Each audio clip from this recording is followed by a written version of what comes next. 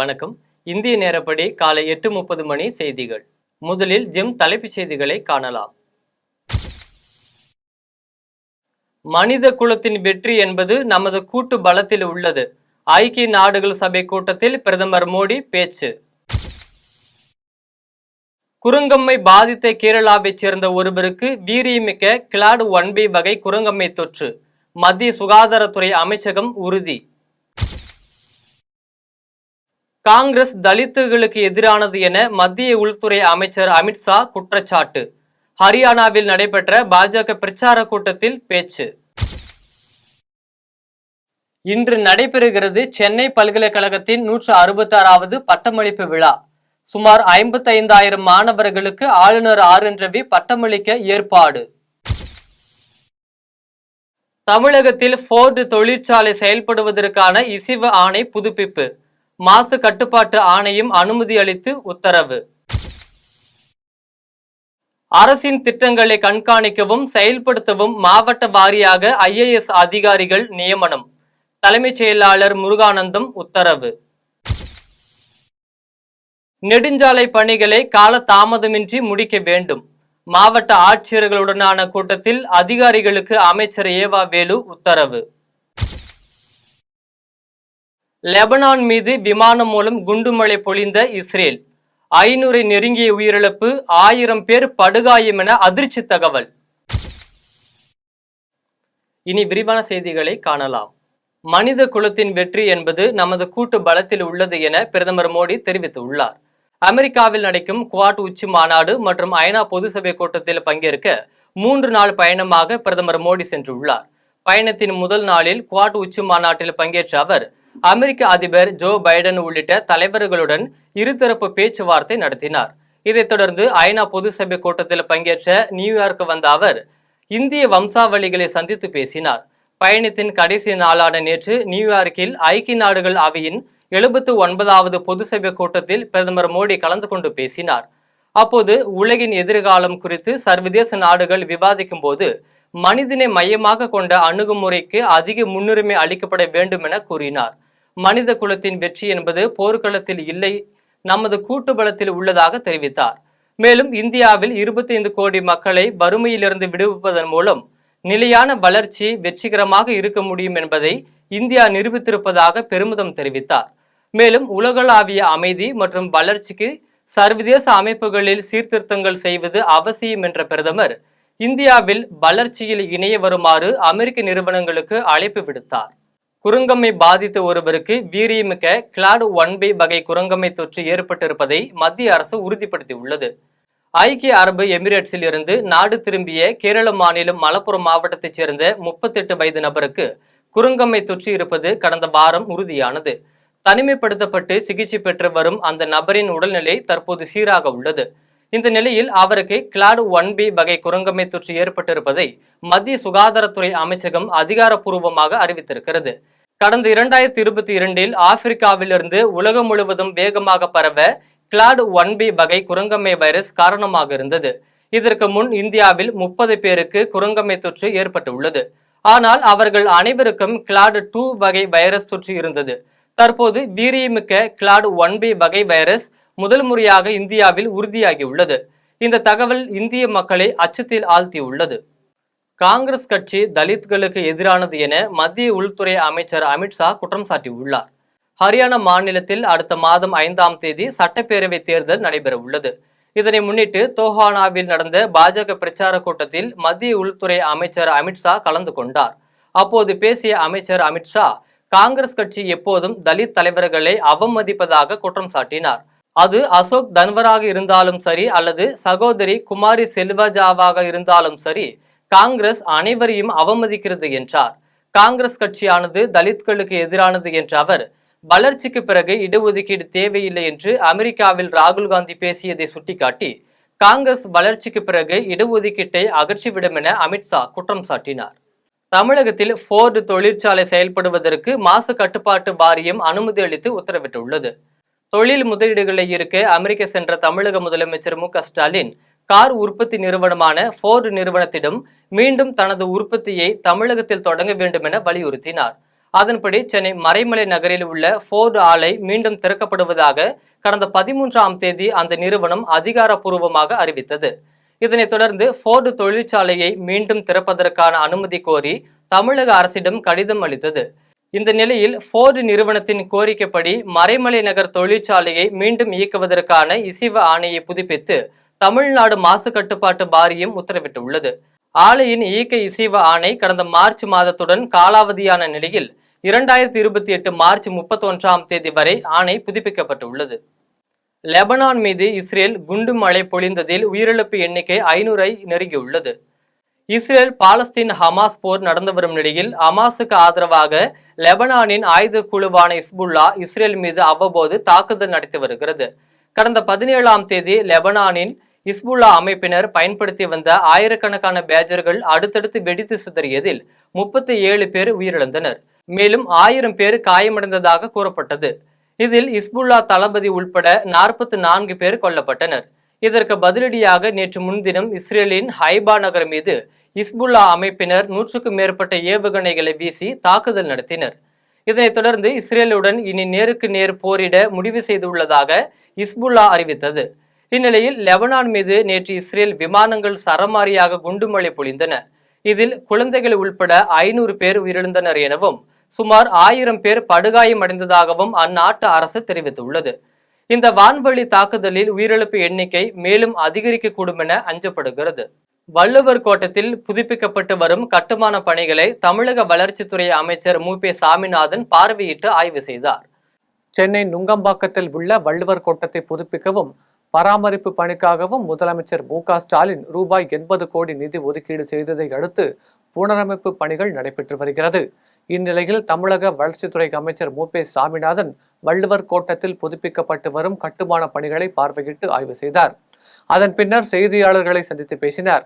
அப்போது கட்டுமான ஒப்பந்ததாரர்கள் ஜனவரி இறுதிக்குள் வள்ளுவர் கோட்ட கட்டுமான பணியை முடிப்பார்கள் என்று நம்பப்படுகிறது எனவும், கலைஞர் கருணாநிதி முதலமைச்சராக இருந்தபோது வள்ளுவருக்காக எழுப்பப்பட்ட இந்த அரங்கம் மீண்டும் புதுப்பிக்க இருப்பது பெருமைக்குரியது எனவும், கிட்டத்தட்ட 80 கோடி ரூபாய் மதிப்பீட்டில் பணிகள் நடைபெற்று வருகிறது எனவும், விழாக்களின் போது வெளியே சாலைகளில் வாகனத்தை நிறுத்துவது வழக்கம்.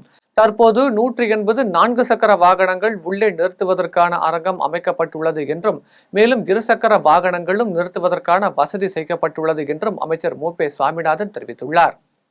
வருகின்ற ஜனவரி திங்கள் இறுதியிலே இந்த பணி முடிப்பதற்காக ஆலோசனை வழங்கப்பட்டிருக்கிறது. முடிக்க வேண்டும் என்று தகவல் சொல்லப்பட்டிருக்கின்றது. அந்த வகையில் எடுத்திருக்கின்ற ஒப்பந்ததாரரும் நம்முடைய பொதுப்பணித்துறையுடைய பொறியாளர்களும் அந்த பணியை நிச்சயமாக ஜனவரி இறுதிக்குள் முடிப்பார் என்ற நம்பிக்கை இருக்கின்றது. ஏறத்தாழ 1600 பேர் அமர்ந்து பார்க்கக்கூடிய வகையிலான அரங்கம். முத்தமிழர் ஐயா கலைஞர் அவர்கள் முதலமைச்சராக இருந்தபோது ஐயன் வள்ளுவருக்காக எழுப்பப்பட்ட ஒரு நினைவு அரங்கம். அந்த வகையில் அது மீண்டும் புதுப்பிக்கப்பட இருக்கிறது. உள்ளபடிய மகிழ்ச்சிக்குரிய ஒன்று. ஏறத்தாழ சுமார் 80 கோடி ரூபாய் மதிப்பில் இந்த பராமரிப்பு பணி நடைபெற்று வருகிறது.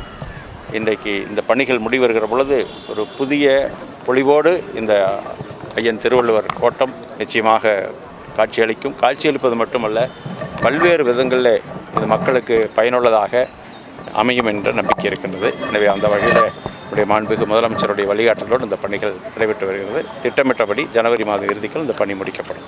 பேரறிஞர் அண்ணாவின் வளர்ப்பு பிள்ளைகள் 4 பேரில் ஒருவருக்கு கூட கட்சியில் பதவி வழங்கவில்லை. ஆனால் திராவிட மாடல் அரசு உதயநிதியை துணை முதலமைச்சராக்குவது என்ன நியாயம் என்று சோமங்கலத்தில் நடைபெற்ற அதிமுக பொதுக்கூட்டத்தில் அதிமுக முன்னாள் அமைச்சர் டி.கே.எம். சின்னையா தெரிவித்துள்ளார்.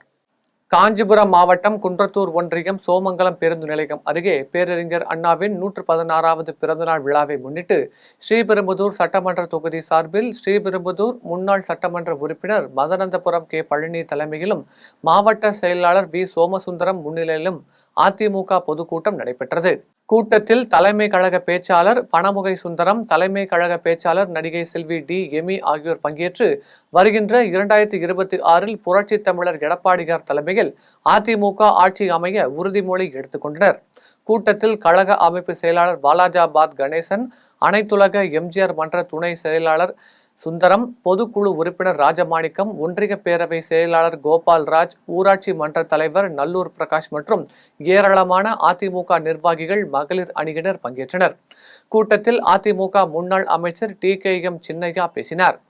அப்போது அண்ணாவிற்கு குழந்தைகள் கிடையாது, 4 வளர்ப்பு பிள்ளைகள் தான் உள்ளனர் என்றும், ஒரு பிள்ளையாவது அரசியலுக்கு அழைத்து வந்து நாடாளுமன்ற உறுப்பினர்களாகவோ சட்டமன்ற உறுப்பினராகவோ ஆக்கவில்லை என்றும், ஆனால் திமுகவில் கலைஞர் கருணாநிதி முதலமைச்சர், அதன் பின்னர் மு.க.ஸ்டாலின் முதலமைச்சர், அதற்கு பின்னர் உதயநிதி ஸ்டாலின் துணை முதலமைச்சராக உள்ளது என்ன நியாயம் என்றும், உதயநிதியை அமைச்சராக்கியதே அக்கப்போர் என்றும் அதிமுக முன்னாள் அமைச்சர் TKM சின்னையா தெரிவித்துள்ளார். அதிமுகவுடன் விஜய் வரமாட்டார் என்றும், கூட்டணி வைத்தால் அவரும் காணாமல் போய்விடுவார் என முன்னாள் அமைச்சர் புகழேந்தி தெரிவித்துள்ளார். அதிமுக ஒருங்கிணைப்பு குழுவை சார்ந்த முன்னாள் அமைச்சர் புகழேந்தி சென்னை விமான நிலையத்தில் பத்திரிகையாளர்களை சந்தித்தார். அப்போது எடப்பாடி பழனிசாமி ஒற்றுமைக்கு தயாராக இல்லை என்றும், கட்சியும் சின்னமும் எடப்பாடியிடம் இருக்கிறது, ஆனாலும் அண்ணாமலை கட்சியை கிண்டல் செய்யும் அளவிற்கு கீழே போய்விட்டது என கூறினார். எடப்பாடி பழனிசாமியிடம் இருக்கும் ஒற்றுமையும் பொதுக்குழுவும் வேலைக்கு ஆகாது. 2026 முடியும் போது 26 சீட் தொகுதி கிடைக்குமா என்பதே சந்தேகம்தான் என கூறினார். மேலும் அதிமுகவுடன் விஜய் வரமாட்டார் என்றும், மேலும் கூட்டணி வைத்தால் அவரும் காணாமல் போய்விடுவார் என தெரிவித்தார். விஜய் அரசியல் போறாரு. 2024 அவர் களமாற போறது கஷ்டமாயிடுச்சு. விஜய் அவர் உங்களை கூட்டணிக்கு அழைத்தாரோ இல்ல அவர் கூட்டணிக்கு சேர்றதுக்குள்ள வாய்ப்பு ஏதாவது இருக்கா? ஆனா அரசியல் எதுவுமே நடக்கலாம், அது குறித்து அரசியல் எதுவும் நடக்கலாம். ஆனா இந்த பேட்டியை நீங்க கேட்கிற கேள்வியை விஜய் பார்த்துட்டு இருந்தாருன்னு வச்சுக்கோங்க, யூ மீன் ஏடிஎம்கேன்றீங்க. இந்த லெவலில் இருக்க ஏடிஎம்கேயோட விஜய் வந்தாருன்னா விஜயும் சேர்ந்து காலியா போயிடுவாரு. ஆகவே இதை கேட்டார்னாவே இவர் கட்சி ஆரம்பிக்கிறதே வேண்டான்னு சொல்லி விட்டுட்டு போயிடுவார். பழனிசாமி பின்னாடிலாம் இவர் தலைமையில் இருக்க அதிமுகவுக்கு விஜயெல்லாம் வரமாட்டார், கவலையே படாதீங்க. அவர் எதையோ நோக்கி போறார் சார், தலைவர் மாதிரி. தலைவர் 72 கட்சி, 73 திண்டுக்கல், பாண்டிச்சேரியில், புதுச்சேரியில் ஆட்சி, 72 77 போராடி 77 ஆட்சியை பிடிச்சிட்டாரு கட்சி ஆரம்பிச்சு. இதெல்லாம் வரலாறு தலைவருக்கு. அதை திரும்பி உருவாக்க முடியுமான்னு எனக்கு தெரியாது. ஆனால் நீங்கள் ஏடிஎம்கே அது இதுக்கெல்லாம் விஜய் வந்தால் காண போயிடுவார். அவருடைய பாலிசியில் அவர் தனியாக நின்னா ஏதாவது பண்ண முடியும். பழனிசாமியை நம்பி போனார்னா பழனிசாமிக்கு ஏற்பட்ட கதி தான் ஏற்படும். அப்புறம் பூத்துக்கு 1 ஓட்டு 2 ஓட்டு வர ஆரம்பிச்சு. சென்னையில் குடும்பத்துடன் உண்ணாவிரத போராட்டத்தில் ஈடுபட்டு வரும் மாற்றுத்திறனாளிகளின் பிரதிநிதிகளை உடனடியாக அழைத்து பேச்சுவார்த்தை நடத்த வேண்டும் என அமமுக கட்சி தலைவர் டிடிவி தினகரன் எக்ஸ் தளத்தில் பதிவிட்டுள்ளார். அரசு துறைகளில் ஒப்பந்த அடிப்படையில் பணிபுரிவோரை பணி நிரந்தரம் செய்ய வேண்டும், பதவி உயர்வில் 4% இடஒதுக்கீட்டை நடைமுறைப்படுத்த வேண்டும், சிறப்பு ஆட்சேர்ப்பு தேர்வை நடத்த வேண்டும் உள்ளிட்ட கோரிக்கைகளை வலியுறுத்தி அனைத்து வகை மாற்றுத்திறனாளி அரசு ஊழியர்கள் மற்றும் ஆசிரியர்கள் குடும்பத்துடன் சென்னை மாற்றுத்திறனாளிகள் நல ஆணையத்தின் உண்ணாவிரத போராட்டத்தில் ஈடுபட்டனர். இது குறித்து அமமுக கட்சி தலைவர் டிடிவி தினகரன் வெளியிட்டுள்ள எக்ஸ் பதிவில், சென்னையில் மாற்றுத்திறனாளிகள் நல ஆணையத்தில் குடும்பத்துடன் உண்ணாவிரத போராட்டத்தில் ஈடுபட்டு வரும் மாற்றுத்திறனாளிகளை பேச்சுவார்த்தைக்கு கூட அழைக்காமல் காலம் தாழ்த்துவது அத்துறை அதிகாரிகளின் மெத்தன போக்கு கடும் கண்டனத்துக்குரியது என்றும், குடும்பத்துடன் உண்ணாவிரத போராட்டத்தில் ஈடுபட்டு வரும் மாற்றுத்திறனாளிகளின் பிரதிநிதிகளை உடனடியாக அழைத்து பேச்சுவார்த்தை நடத்தி அவர்களின் நியாயமான கோரிக்கைகளை நிறைவேற்றி தர வேண்டும் என முதலமைச்சர் மு.க.ஸ்டாலின் அவர்களை வலியுறுத்துவதாக தெரிவித்துள்ளார். கும்பகோணம் அருகே 62,50,000 ரூபாய் மதிப்பீட்டில் கட்டப்பட்ட நேரடி நெல் கொள்முதல் நிலையம் திறப்பு விழா நடைபெற்றது. கும்பகோணம் அருகே உத்தமதானி ஊராட்சியில் 62,50,000 ரூபாய் மதிப்பீட்டில் கட்டப்பட்டுள்ள நேரடி நெல் கொள்முதல் நிலையத்தை முதலமைச்சர் மு.க.ஸ்டாலின் காணொலி காட்சி மூலமாக திறந்து வைத்தார். இதில் கும்பகோணம் சட்டமன்ற உறுப்பினர் சாக்கோட்டை அன்பழகன் கலந்து கொண்டு குத்துவிளக்கு ஏற்றி வைத்து பொதுமக்களுக்கு இனிப்புகள் வழங்கினார். நிகழ்ச்சியில் மத்திய ஒன்றிய செயலாளரும் ஒன்றிய துணை பெருந்தலைவர் கணேசன், மாவட்ட குழு உறுப்பினர் சங்கர், ஊராட்சி மன்ற தலைவர்கள் மற்றும் கழக நிர்வாகிகள், அதிகாரிகள், பொதுமக்கள் என பலர் கலந்து கொண்டனர். புதுச்சேரி முதலமைச்சர் அலுவலகத்தில் மத்திய உள்துறை செயலர் கோவிந்த் மோகனை சந்தித்த முதலமைச்சர் ரங்கசாமி மாநிலத்தின் வளர்ச்சிக்கான திட்டப்பணிகளில் நிலுவையில் உள்ள கோரிக்கைகளை மனுவாக வழங்கினார். புதுச்சேரி தலைமை செயலகத்தில் நடைபெற்ற ஆய்வுக் கூட்டத்தில் பங்கேற்ற மத்திய உள்துறை செயலர் கோவிந்த் மோகன் சட்டப்பேரவையில் உள்ள முதலமைச்சர் அலுவலகத்தில் முதல்வர் ரங்கசாமியை சந்தித்தார். அப்போது மத்திய அரசின் உதவியுடன் புதுச்சேரியில் செயல்படுத்தப்படும் முதன்மை திட்டங்கள் பற்றி கேட்டறிந்த அவர் அங்கு நடைமுறைப்படுத்தப்பட்டுள்ள புதிய குற்றவியல் சட்டங்கள் குறித்து அரசு அதிகாரிகள் மற்றும் காவல்துறை அதிகாரிகளுடன் தான் நடத்திய ஆய்வு குறித்து விளக்கி கூறினார். அப்போது மாநிலத்தின் வளர்ச்சிக்காக திட்டப்பணிகளில் நிலுவையில் உள்ள கோரிக்கைகளை மனுவாக வழங்கினார். இந்த சந்திப்பின் போது மத்திய உள்துறை அமைச்சகத்தின் கூடுதல் செயலர் அஷிதோஷ் அக்னிகோத்ரி, சார்பு செயலர் ரவிரஞ்சன், தலைமை செயலர் டாக்டர் சரத் சௌஹான், அரசு செயலாளர்கள் டாக்டர் முத்தம்மாள் கேசவன் ஆகியோர் உடனிருந்தனர். இடஒதுக்கீட்டை நீக்குவதாக கூறிய ராகுல் காந்தி மீது டிஜிபி அலுவலகத்தில் புகார் அளிக்க உள்ளதாகவும், இந்தியா கூட்டணியை எதிர்த்து வரும் 30ஆம் தேதி தமிழகம் முழுவதிலும் பாஜக போராட்டம் நடத்தும் எனவும் சென்னை தியாகராய நகரில் ராஜா தெரிவித்துள்ளார். சென்னை தியாகராயர் நகரில் உள்ள பாஜக மாநில தலைமையக கமலாலயத்தில் பாஜக மாநில ஒருங்கிணைப்பு குழுவின் தலைவர் ராஜா மற்றும் மேலிட இணை பொறுப்பாளர் சுதாகர் ரெட்டி, மாநில துணைத் தலைவர் கரு நாகராஜன் ஆகியோர் கூட்டாக செய்தியாளர்களை சந்தித்து பேசினர். இதில் ராஜா பேசினார். அப்போது சமீபத்தில் ராகுல் காந்தியின் அமெரிக்க பயணத்தின் போது இடஒதுக்கீட்டை நீக்குவேன் என தெரிவித்துள்ளது நேரு காலத்தில் இருந்தே ராகுல் காந்தி குடும்பம் பாடும் ராகம் எனவும், இடஒதுக்கீடு தொடர்பாக பிற்படுத்தப்பட்ட மக்களுக்கு தாங்கள்தான் ஆதரவு என ராகுல் காந்தி பேசியுள்ளார். அமெரிக்காவில் பேசும்போது இடஒதுக்கீட்டை தொடர்ந்து அமல்படுத்த முடியாது, அதனை நீக்கிவிட வேண்டும் என பேசியுள்ளார். இதனை மக்கள் மத்தியில் தோலுரித்து காட்ட வேண்டும் என்பதற்காக வரும் 30ஆம் தேதி தமிழகம் முழுவதும் பாஜக போராட்டம் நடத்தும் எனவும் டிஜிபி அலுவலகத்தில் புகார் அளிக்க உள்ளதாகவும் ராஜா தெரிவித்துள்ளார். இதை பேசினா எனக்கு எதிராக கம்ப்ளைண்ட் கொடுத்துருக்காங்களா? நேற்று 15 இடத்துல, அவங்க 150 இடத்துல கொடுக்கட்டும். I'm list bothered. எதுக்கு திருட்டுத்தனமாக இந்திய விரோத சக்திகளை சந்திக்கணும்? ஆகவே அவரோட ப்ரோக்ராம்ஸை முழுக்க வெளிப்படையாக தெரிவிக்கணும்னு கேட்டுக்கிறேன். இன்றைய தினம் ஆயுஷ்மான் பாரத் திட்டம் அறிவிக்கப்பட்ட நாள். அதனால் பல இடங்களில் ஏற்கனவே ஊடக நண்பர்கள்லாம் வந்திருந்தீங்க. பாரதிய ஜனதா கட்சி சார்பில் மருத்துவ முகாம்கள், இரத்த தான முகாம்கள் ஆகியவை நாம் நடத்தி கொண்டு இருக்கோம். மாண்புமிகு பிரதமர் நரேந்திர மோடி அவர்களுடைய பிறந்த நாள் 17 செப்டம்பர்லேருந்து 15 நாட்கள் அக்டோபர் 2 வரை சேவை முகாம்கள். ஏன்னா மாண்புமிகு பிரதமர் அவர்கள் சேவாகி சங்கடன், சேவை தான் கட்சி அமைப்பே என்பதில் விசுவாசம் உள்ளவர், அதில் நம்பிக்கை வைத்திருப்பவர். அதனால் எல்லா இடங்களிலும் அது நடந்து கொண்டு இருக்கு. மயிலாடுதுறையில் புதிதாக கட்டப்பட்ட நேரடி நெல் கொள்முதல் நிலையத்தை சட்டமன்ற உறுப்பினர் ரிப்பன் வெட்டி திறந்து வைத்தார். மயிலாடுதுறை மாவட்டம் குத்தாலம் அருகே உள்ள செம்பியன் கிராமத்தில் தமிழ்நாடு நுகர்பொருள் வாணிப கழகத்தின் சார்பில் 62.50 லட்சம் ரூபாய் மதிப்பீட்டில் கட்டப்பட்ட நேரடி நெல் கொள்முதல் நிலையம் திறப்பு விழா நடைபெற்றது. இதை சட்டமன்ற உறுப்பினர் முருகன் கலந்து கொண்டு ரிப்பன் வெட்டி திறந்து வைத்தார். இதில் குத்தாலம் ஒன்றிய குழு தலைவர் மகேந்திரன், மாவட்ட செயலாளர் நிவேதா கொள்முதல் நிலைய கட்டிடத்தின் தரத்தினை ஆய்வு செய்தனர். இதில் நுகர்வோர் வாணிப கழக அதிகாரிகள், ஒன்றிய குழு உறுப்பினர்கள் உள்ளிட்ட பலர் கலந்து கொண்டனர்.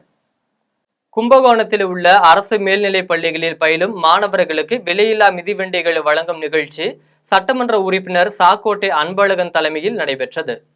தஞ்சாவூர் மாவட்டம் கும்பகோணத்தில் 650க்கும் மேற்பட்ட பள்ளி மாணவ மாணவிகளுக்கு தமிழக அரசின் விலையில்லா மிதிவண்டியை கும்பகோணம் சட்டமன்ற உறுப்பினர் சாக்கோட்டை அன்பழகன் வழங்கினார். இதில் பானாதுரை மேல்நிலைப் பள்ளியில் 11ஆம் வகுப்பு பயிலும் 267 மாணவ மாணவிகள் மற்றும் நகர மேல்நிலைப் பள்ளியில் பயிலும் 428 மாணவ மாணவிகள் பயனடைந்தனர். இந்நிகழ்ச்சியில் கும்பகோணம் ஊராட்சி ஒன்றிய துணை பெருந்தலைவர் கணேசன், திமுக கிழக்கு ஒன்றிய செயலாளர் சுதாகர், தாளாளர் வேலப்பன், மாமன்ற உறுப்பினர் வர்ஷா அழகேசன் மற்றும் பள்ளியின் தலைமை ஆசிரியர்கள், மாணவர்கள் என பலர் கலந்து கொண்டனர். தூத்துக்குடி அரசு மருத்துவமனையில் மதிமுக பொதுச் செயலாளர் வைகோவின் பிறந்த நாளை ஒட்டி பிறந்த குழந்தைகளுக்கு தங்க மோதிரம் வழங்கப்பட்டது. தூத்துக்குடியில் மதிமுக பொதுச் செயலாளர் வைகோவின் பிறந்தநாளை ஒட்டி கோவில்பட்டி அரசு மருத்துவமனையில் பிறந்த 10 குழந்தைகளுக்கு தங்க மோதிரம் அணிவிக்கும் நிகழ்ச்சி நடைபெற்றது.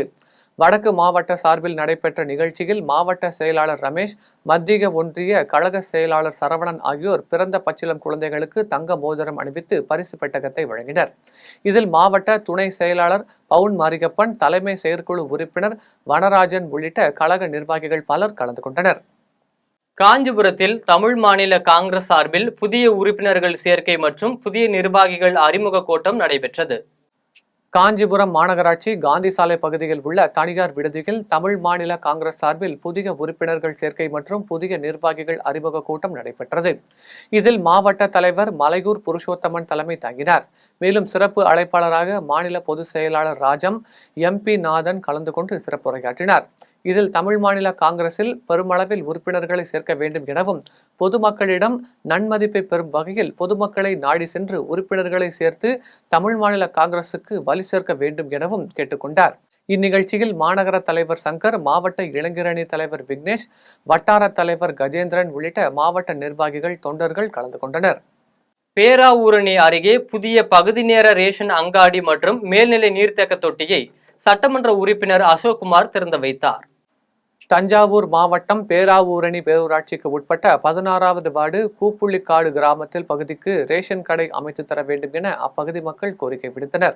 இதைத் தொடர்ந்து அப்பகுதியில் புதிய பகுதி நேர ரேஷன் அங்காடி திறப்பு விழா நடைபெற்றது. இதில் சட்டமன்ற உறுப்பினர் அசோக்குமார் கலந்து கொண்டு ரிப்பன் வெட்டி கடையை திறந்து வைத்தார். மேலும் பேரூராட்சி கவுன்சிலர் முகிலன், அரசு அலுவலர்கள், மக்கள் பிரதிநிதிகள் குத்துவிளக்கேற்றி பொதுமக்களுக்கு ரேஷன் பொருட்களை வழங்கினர். அதனைத் தொடர்ந்து 17வது வார்டு பகுதியில் 50 லட்சம் ரூபாய் மதிப்பீட்டில் கட்டப்பட்டுள்ள மேல்நிலை நீர்த்தேக்க தொட்டியை திறந்து வைத்தார். பொருளாதார சூழ்நிலையோ சமூக காரணியோ உங்கள் முயற்சியை தடுக்க முடியாது. உங்கள் முயற்சி மட்டுமே உங்களுக்கான வெற்றியை தரும் என்று அரக்கோணத்தில் வருவாய் கோட்டாட்சியர் பாத்திமா தெரிவித்துள்ளார். ராணிப்பேட்டை மாவட்டம் அரக்கோணத்தில் இயங்கி வரும் மாவட்ட முழுநேர கிளை நூலகத்தில் மத்திய மாநில அரசு போட்டித் தேர்விற்கு படிக்கும் இளைஞர்களுக்கு தனியாக இடம் ஒதுக்கப்பட்டுள்ளது. இங்கு தமிழகத்தை சார்ந்த இளைஞர்கள் மட்டுமல்லாது வடமாநில இளைஞர்களும் படித்து வருகின்றனர். இவர்களுக்கு ஒரு நாள் சிறப்பு பயிற்சி முகாம் 2ஆம் நிலை நூலகர் பழனி தலைமையில் நடைபெற்றது. முகாமில் சிறப்பு அழைப்பாளராக அரக்கோணம் வருவாய் கோட்டாட்சியர் பாத்திமா கலந்து கொண்டு பேசினார். அப்போது விடா முயற்சியும் திட்டமிடுதலும் இருந்தால் போட்டித் தேர்வுகளில் உங்களால் வெற்றி பெற முடியும் என்றும், குழுவாக படிப்பதுதான் போட்டித் தேர்வுக்கான ஆரோக்கியமான படிப்பாகும் என்றும், குழுவோடு இணைந்து படிக்கும் போது மற்றவர்கள் மூலம் நிறைய விஷயங்களை தெரிந்து கொள்ள முடியும் எனவும், பொருளாதார சூழ்நிலையோ சமூக காரணியோ உங்கள் முயற்சியை தடுக்க முடியாது. உங்கள் முயற்சி மட்டுமே உங்களுக்கான வெற்றியை தரும் என்றும் வருவாய் கோட்டாட்சியர் பாத்திமா தெரிவித்துள்ளார். முகாமில் வருவாய் அலுவலர் கமலக்கண்ணன், கிராம நிர்வாக அலுவலர் லட்சுமி நாராயணன், நூலக இருப்பு சரிபார்ப்பு அலுவலர் அறிவரசு, ராணிப்பேட்டை மாவட்ட மைய நூலக மரகதவள்ளி, நூலக பணியாளர்கள் ரேவதி, மணிமேகலை உட்பட பலர் கலந்து கொண்டனர். ஆத்தூர் வட்டார போக்குவரத்து அலுவலகத்தில் சேலம் லஞ்ச ஒழிப்பு போலீசார் சோதனை செய்து கணக்கில் வராத 1,20,500 ரூபாயை பறிமுதல் செய்து விசாரணை மேற்கொண்டுள்ளனர். சேலம் மாவட்டம் ஆத்தூர் அடுத்த தென்னங்குடிப்பாளையம் பகுதியில் உள்ள ஆத்தூர் வட்டார போக்குவரத்து அலுவலகத்தில் அதிக அளவில் லஞ்சம் வாங்குவதாக எழுந்த புகாரின் அடிப்படையில் சேலம் லஞ்ச ஒழிப்புத்துறையின் துணை கண்காணிப்பாளர் கிருஷ்ணராஜ் அறிவுறுத்தலின் பேரில் ஆய்வாளர் முருகன் தலைமையிலான காவல்துறையினர் திடீரென சோதனையில் ஈடுபட்டனர். அப்போது வட்டார போக்குவரத்து அலுவலர் ரகுபதிக்கு சொந்தமான சொகுசு கார் மற்றும் அலுவலக வளாக பகுதியில் நிறுத்தி வைக்கப்பட்டிருந்த பணியாளர்களின் வாகனங்களையும் லஞ்ச ஒழிப்பு காவல்துறையினர் சோதனை நடத்தினர். அதனைத் தொடர்ந்து அலுவலக வளாகத்தில் ஆய்வு செய்த போது சிதறி கிடந்த கணக்கில் வராத 1,26,500 ரூபாயை லஞ்ச ஒழிப்பு காவல்துறையினர் பறிமுதல் செய்தனர். மேலும் அலுவலகத்தில் விசாரணை மேற்கொண்டு வருகின்றனர். குன்னூர் அருகே கிணறு தோண்டுவதற்காக பயன்படுத்தப்பட்ட ஜெலட்டின் குண்டுகளை வெடிகுண்டு நிபுணர்கள் பாதுகாப்புடன் செயலிழக்க செய்தனர். நீலகிரி மாவட்டம் குன்னூர் அடுத்த சேலாஸ் கெந்தலா கிராமத்தில் வசித்து வரும் சுரேஷ் என்பவர் தேயிலை தோட்டத்தில் அனுமதி பெறாமல் கிணறு தோண்டுவதற்காக பாறைக்கு வெடி வைத்து தகர்ப்பதாக அப்பகுதியினர் வருவாய்த்துறைக்கு தகவல் அளித்தனர். இதனைத் தொடர்ந்து தேயிலை தோட்ட உரிமையாளர் சுரேஷ் மற்றும் வெடிமருந்து பயன்படுத்திய சுந்தர் ஆகிய இருவரையும் கைது செய்து சிறையில் அடைத்தனர். இதனைத் தொடர்ந்து கிணற்றுக்குள் 3 ஜெலட்டின் குண்டுகள் பொருத்தப்பட்டிருப்பதாக சுந்தர் அளித்த தகவலின் பேரில் கொலக்கம்பை இன்ஸ்பெக்டர் அன்பரசு தலைமையில் காவல்துறையினர் கோவையில் இருந்து வெடிகுண்டு நிபுணர்களை வரவழைத்து பலத்த பாதுகாப்புடன் குண்டுகளை செயலிழக்க செய்தனர். கீழடியில் நடைபெற்று வரும் 10ஆம் கட்ட அகழாய்வில் தானியங்கள் சேர்த்து வைப்பதற்காக பயன்படுத்திய குளுமை பானை கண்டெடுக்கப்பட்டுள்ளது. சிவகங்கை மாவட்டம் திருபுவனம் வட்டத்தில் உள்ள கீழடியில் 10ஆம் கட்ட அகழ்வாய்வு பணி நடைபெற்று வருகிறது. இந்த அகழ்வாய்வு பணியின் போது 9 குழிகள் தோண்டப்பட்டு உள்ளது. இதில் பல பாசி மணிகளும் விளையாட்டு பகடைக்காய்கள் மற்றும் தமிழ் எழுத்துக்கள் பொறிக்கப்பட்ட மண்பானை ஓடுகளும் கிடைத்துள்ளது. தற்போது ஒரு குழியில் பழங்கால தமிழர்கள் தானியங்கள் சேர்த்து வைப்பதற்காக பயன்படுத்திய குளுமை பானை கண்டெடுக்கப்பட்டுள்ளது. அதிலிருந்து பண்டைய கால தமிழர்களிடம் தானியங்கள் சேர்த்து வைக்கும் பழக்கம் இருந்திருக்கிறது என்று தெரிய வருகிறது என்று வரலாற்று நிபுணர்கள் கூறுகின்றனர். தொண்டாமுத்தூர் சுற்றுவட்டார பகுதிகளில் சுற்றித் திரியும் ஒற்றை காட்டு யானையின் வீடியோ தற்போது சமூக வலைத்தளங்களில் வைரலாகி வருகிறது. கோவை தொண்டாமுத்தூர் சுற்றுவட்டார பகுதிகளில் கடந்த சில மாதங்களாக காட்டு யானைகள் முகாமிட்டு அங்குள்ள விளை நிலங்களுக்குள் புகுந்து பயிர்களை சேதப்படுத்துவதாக கூறி அப்பகுதி மக்கள் தமிழக அரசு மற்றும் வனத்துறையினருக்கு கோரிக்கை வைத்தனர். மேலும் வனக்கல்லூரியில் நடைபெற்ற விளையாட்டுப் போட்டியில் கலந்து கொள்ள வந்த வனத்துறை அமைச்சர் மதிவேந்தனிடம் முறையிட்ட போது இது குறித்து மத்திய அரசுதான் நடவடிக்கை எடுக்க வேண்டும் என தெரிவித்ததாக விவசாயிகள் கூறுகின்றனர்.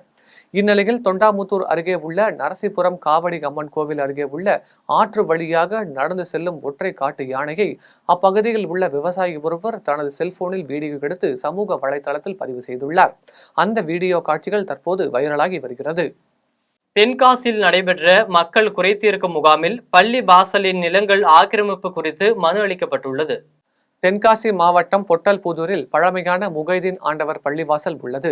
இங்கு பள்ளிவாசலில் நிலங்கள் தனியார் ஆக்கிரமிப்புகளால் ஆக்கிரமிக்கப்பட்டு உள்ளதாக அதனை மீட்டெடுக்க வேண்டும் என்று புகார்கள் எழுந்த நிலையில் மாவட்ட அலுவலகத்தில் நடைபெற்ற மக்கள் குறைதீர்க்கும் முகாமில் 50க்கும் மேற்பட்ட பள்ளிவாசல் லெப்பை தாரர்கள் மற்றும் பங்குதாரர்கள் மாவட்ட ஆட்சியரிடம் கோரிக்கை மனுவினை வழங்கினர்.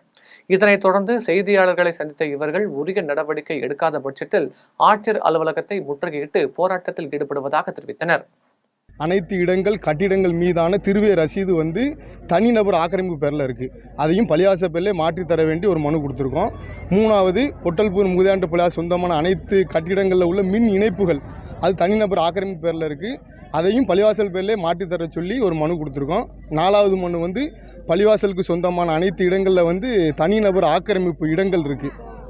பள்ளிவாசலுக்கு முன்னாடி வலது புறம் இடது புறம் உள்ள வீடுகள் எல்லாமே தனிநபர் பள்ளிவாசல் இடத்துக்குள்ளே தனிநபர் வீடுகள் ஆக்கிரமிச்சு வச்சுருக்காங்க. அனைத்து ஆக்கிரமிப்பில் அகற்றி தரணும். அதுபோக தனிநபருக்கு கொடுக்கப்பட்ட இடங்களை பள்ளிவாசல் சொந்தமான இடங்களை பள்ளிவாசலுக்கு மீட்டெடுத்து தர சொல்லி மனு கொடுத்துருக்கோம். விரைந்து நடவடிக்கை எடுக்க சொல்லி மாவட்ட ஆட்சியர்கிட்ட சொல்லியிருக்கோம். நடவடிக்கை எடுக்க தவறும் பட்சத்தில் பொட்டல்புதூர் முகைந்தாண்டு பள்ளிவாசலின் பரம்பரை லெப்பைமார்கள் பங்குதாரர்கள் சார்பாக ஆண்கள் பெண்கள் அனைவரும் ஒருங்கிணைந்து மாவட்ட ஆட்சியர் அலுவலகத்தை முற்றிய ஆர்ப்பாட்டம் நடத்தும் தெரிவித்துக் கொள்கிறோம். நன்றி.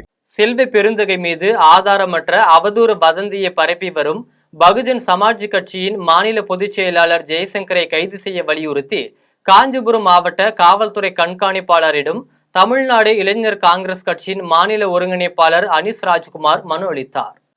நாடாளுமன்ற எதிர்க்கட்சித் தலைவர் ராகுல் காந்தியிடம் மறைந்த தமிழக பகுஜன் சமாஜ் கட்சியின் மாநில தலைவர் ஆம்ஸ்டாங் படுகொலைக்கும் வேறு சிலரின் படுகொலைக்கும் தமிழக காங்கிரஸ் கமிட்டி மாநில தலைவர் செல்வ பெருந்தகையை தொடர்புபடுத்தி ஆதாரமற்ற அவதூறு வதந்திகளை பரப்பி வரும் பகுஜன் சமாஜ் கட்சியின் மாநில பொதுச் செயலாளர் ஜெய்சங்கரை கைது செய்ய வேண்டும் என வலியுறுத்தி காஞ்சிபுரம் மாவட்ட காவல்துறை கண்காணிப்பாளர் அலுவலகத்தில் தமிழ்நாடு இளைஞர் காங்கிரஸ் கட்சியின் மாநில ஒருங்கிணைப்பாளர் அனீஷ் ராஜ்குமார் தலைமையிலான நிர்வாகிகள் மனு அளித்தனர். உத்தரமேரூர் அருகே பள்ளி ஆசிரியர் உயிரிழந்த சம்பவம் குறித்து போலீசார் விசாரணையில் தொய்வு ஏற்பட்டதாக கூறி அப்பகுதி மக்கள் சாலை மறியல் போராட்டத்தில் ஈடுபட்டனர். காஞ்சிபுரம் மாவட்டம் உத்தரமேரூர் அருகே உள்ள குப்பைநல்லூர் கிராமத்தில் இயங்கி வரும் தனியார் மேல்நிலைப் பள்ளியில் செந்தில் ராகவன் என்பவர் ஆசிரியராக பணியாற்றி வந்தார். அவர் சக ஆசிரியர்களுடன் வசித்து வந்த நிலையில் அவர்களுடன் மது அருந்தியதாகவும் மது போதையில் மாடியில் இருந்து தவறி விழுந்ததாகவும் கூறப்படுகிறது. இதில் செந்தில் ராகவன் உயிரிழந்ததை தொடர்ந்து காவல்துறையினர் வழக்கு பதிவு செய்து விசாரணை மேற்கொண்டனர். இதையடுத்து போலீசார் விசாரணையில் தொய்வு ஏற்பட்டுள்ளதாக கூறி குப்பைநல்லூர் பகுதி மக்கள் உத்தரமேரூர் மதுராந்தகம் செல்லும் பிரதான சாலையில் சாலை மறியல் போராட்டத்தில் ஈடுபட்டனர். இதையடுத்து சம்பவ இடத்திற்கு வந்த போலீசார் வழக்கு விசாரணை முடியும் நிலையில் உள்ளதாக தெரிவித்ததை தொடர்ந்து மறியலை கைவிட்டு கலைந்து சென்றனர். ராமநாதபுரம் அருகே உள்ள வலசை கிராமத்தில் இரு தரப்புக்கிடையே ஏற்பட்ட கருத்து மோதல் காரணமாக ஐயனார் கோவில் எருதுகட்டு விழா நிறுத்தி வைக்கப்பட்டுள்ளது. ராமநாதபுரம் மாவட்டம் கஞ்சிராங்குடி அருகே மேலவலசை கிராமத்தில் உள்ள பொன்னும் சிறை எடுத்த ஐயனார் கோவில் எருதுகட்டு விழா சுமார் 100 ஆண்டுகளுக்கு மேலாக நடைபெற்று வருகிறது. இந்த நிலையில் விழாவை எடுத்து நடத்தும் இரு தரப்பினருக்கு இடையே கருத்து மோதல் ஏற்பட்டதால் ஒரு தரப்பினர் விழா நடத்துவதற்கு எதிர்ப்பு தெரிவித்து வருகின்றனர். இதனைத் தொடர்ந்து ஆட்சியர் அலுவலகத்தை முற்றுகையிட்ட கிராம மக்கள் மாவட்ட ஆட்சியர் சிம்ரன்ஜித் சிங் கலோன் உடனடியாக தலையிட்டு விழாவை நடத்த ஏற்பாடு செய்ய வேண்டும் என்று கோரிக்கை விடுத்தனர். ஐயனார் கோவில் ஒரு பாரம்பரியமிக்க எதிர்கட்டு விழா சுமார் 260 வருடங்களுக்கு விழா நடந்து கொண்டிருக்கிறது. ஆனால் இந்த வருஷம் விழாவை ஏற்பாடு பண்ணி ஊர் கமிட்டி தலைவர், பொருளாளர், ஊர் பொதுமக்கள் முன்னிலையில் ஏற்பாடு பண்ணி எல்லாமே விழாலாம் ஆரம்பித்து நாங்கள் நடத்துகிறோம். ஆனால் ஒரு சில குடும்பங்கள்னால எங்கள் விழாவை தடை பண்ணி அவங்க போலீஸ் ஸ்டேஷனோ டிஎஸ்பி ஆஃபீஸோ எல்லாம் போயும் அவங்க பெர்மிஷன் தராமல் எல்லாருமே எங்களை அலக்கழித்து ஊரையே திண்டாட வச்சுட்டாங்க. இதனால் எங்கள் கிராமமே மிகவும் ஆழ்ந்த ஒரு அதாவது ஒரு வீட்டில் ஒரு மன வேதனை. ஒரு வீட்டில் ஒரு ஆள் இறந்தா என்ன நிலைமையில் இருக்குமோ அந்த நிலைமை எங்கள் ஊரே இருக்குது. மிகவும் வருத்தக்குள்ளாக இருக்கும். நீங்கள் மாண்புமிகு கலெக்டர் அவர்கள் இதில் தக்க நடவடிக்கை எடுத்து எங்கள் விழாவை நடத்தி தருமாறு ஊர் மக்கள் சார்பாக உங்கள் தாழ்மையுடன் கேட்டுக்கொள்கிறோம். திருச்செந்தூர் சுப்பிரமணிய சுவாமி கோவிலில் நடைபெறும் புனரமைப்பு பணியினை கோவில் தக்கார் நேரில் சென்று ஆய்வு மேற்கொண்டார். திருச்செந்தூர் சுப்பிரமணிய சுவாமி கோவிலில் கடந்த சில ஆண்டுகளுக்கு முன்பு தனியார் நிறுவனம் சார்பில் 200 கோடி ரூபாய் செலவில் பெருந்திட்ட வளாக பணிகளும், அறநிலையத்துறை சார்பில் 100 கோடி ரூபாய் செலவில் கும்பாபிஷேக திருப்பணிகளும் நடைபெற்றது. இதன் ஒரு பகுதியாக 9 நிலைகளை கொண்ட 137 அடி உயர ராஜகோபுரம் புதுப்பிக்கும் பணிகள் நடைபெற்று வரும் நிலையில் பணியினை கோவில் தக்கார் அருள்முருகன் நேரில் பார்வையிட்டு ஆய்வு மேற்கொண்டார். இதில் கோவில் இணை ஆணையர் ஞானசேகரன், தூத்துக்குடி மண்டல துணை ஆணையர் செல்வி ஆகியோர் உடனிருந்தனர். மீண்டும் ஜெம் தலைப்புச் செய்திகள். மனித குலத்தின் வெற்றி என்பது நமது கூட்டு பலத்தில் உள்ளது. ஐக்கிய நாடுகள் சபை கூட்டத்தில் பிரதமர் மோடி பேச்சு. குரங்கம்மை பாதித்த கேரளாவைச் சேர்ந்த ஒருவருக்கு வீரியமிக்க கிளாடு 1B வகை குரங்கம்மை தொற்று. மத்திய சுகாதாரத்துறை அமைச்சகம் உறுதி. காங்கிரஸ் தலித்துகளுக்கு எதிரானது என மத்திய உள்துறை அமைச்சர் அமித்ஷா குற்றச்சாட்டு. ஹரியானாவில் நடைபெற்ற பாஜக பிரச்சார கூட்டத்தில் பேச்சு. இன்று நடைபெறுகிறது சென்னை பல்கலைக்கழகத்தின் 166வது பட்டமளிப்பு விழா. சுமார் 55,000 மாணவர்களுக்கு ஆளுநர் RN ரவி பட்டமளிக்க ஏற்பாடு. தமிழகத்தில் ஃபோர்டு தொழிற்சாலை செயல்படுவதற்கான இசிவ ஆணை புதுப்பிப்பு. மாசு கட்டுப்பாட்டு ஆணையம் அனுமதி அளித்து உத்தரவு. அரசின் திட்டங்களை கண்காணிக்கவும் செயல்படுத்தவும் மாவட்ட வாரியாக IAS அதிகாரிகள் நியமனம். தலைமைச் செயலாளர் முருகானந்தம் உத்தரவு. நெடுஞ்சாலை பணிகளை கால தாமதமின்றி முடிக்க வேண்டும். மாவட்ட ஆட்சியர்களுடனான கூட்டத்தில் அதிகாரிகளுக்கு அமைச்சர் ஏவா வேலு உத்தரவு. லெபனான் மீது விமானம் மூலம் குண்டுமழை பொழிந்த இஸ்ரேல். 500 நெருங்கிய உயிரிழப்பு, 1000 பேர் படுகாயம் என அதிர்ச்சி தகவல். இத்துடன் ஜெம் செய்திகள் நிறைவடைகின்றன. மீண்டும் ஜெம் செய்திகள் மதியம் 1:30 மணிக்கு. உடனுக்குடன் செய்திகளை காண GemLive.tv என்ற இணையதளத்தில் இணைந்திருங்கள். நன்றி, வணக்கம்.